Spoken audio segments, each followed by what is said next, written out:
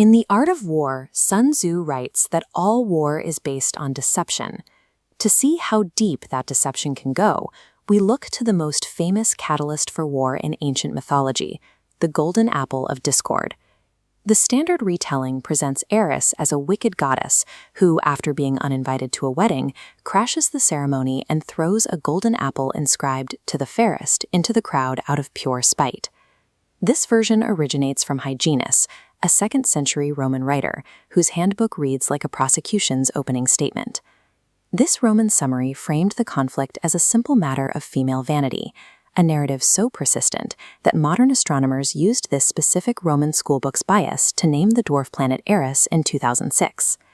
Accepting this Roman interpretation preserves a specific cycle of behavior.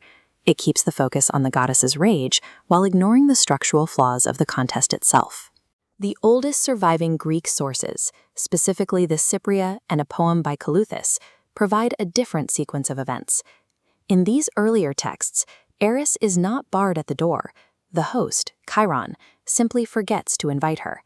She isn't an intruder, she is someone who has been overlooked. The poet Caleuthus describes Eris deliberating over her response. She considers raising the Titans, destroying the seat of heaven, or seizing Zeus's thunderbolt. She acknowledges her power to start a war through 4 different cosmic catastrophes, and she consciously rejects every one of them.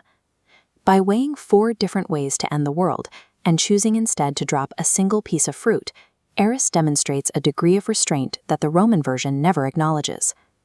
The Greek account replaces the image of a scorned woman with one of a goddess choosing the smallest possible intervention. The fruit she chooses is not a foreign weapon. She sources the apple from the gardens of the Hesperides. In the Greek grammar of courtship, throwing an apple was a declaration of love, a binding token often used in Venus's own sacred gardens. Eris is essentially handing the goddess of love her own instrument. She places the symbol of courtship on the table and waits to see how it will be used. Venus and the other goddesses immediately treat the token as a trophy. They accept a format where love, wisdom, and power must be ranked against each other, turning a symbol of binding into a tool for competition. Eris supplied the occasion, but the goddesses supplied the cruelty. The disaster began when they entered a winner-take-all contest over goods that cannot be compared. The adjudication process was flawed from the start. Zeus refused to judge the contest, delegating the responsibility downward to Paris, a young herdsman with no standing to rank divine forces. This diagram represents 3 distinct concepts: sovereignty, victory, and love. Forcing them onto a single vertical axis assumes they share a category. Because they occupy different dimensions, the axis forces an impossible comparison. By ranking the unrankable, the system itself creates the conflict. To win this impossible game, Venus offers the bribe of Helen. She secures her victory by trafficking a woman whose own consent is never consulted by the system or the judge. The decade of war followed the moment everyone agreed to a ranking system that treated a person as a trophy and incommensurable values as a single prize. In Ovid's Heroides, Paris admits that all the goddesses were worthy of the prize. He laments the requirement that only one can win, recognizing that the tragedy was built into the rules of the game itself. The philosopher Empedocles argued for equality in difference, the idea that forces like love and strife must exist independently. They alternate in a cycle, but neither can be ranked above the other. The golden apple represents a category error. It demands that distinct elements of existence prove their superiority over one another, a process that strips away their actual value.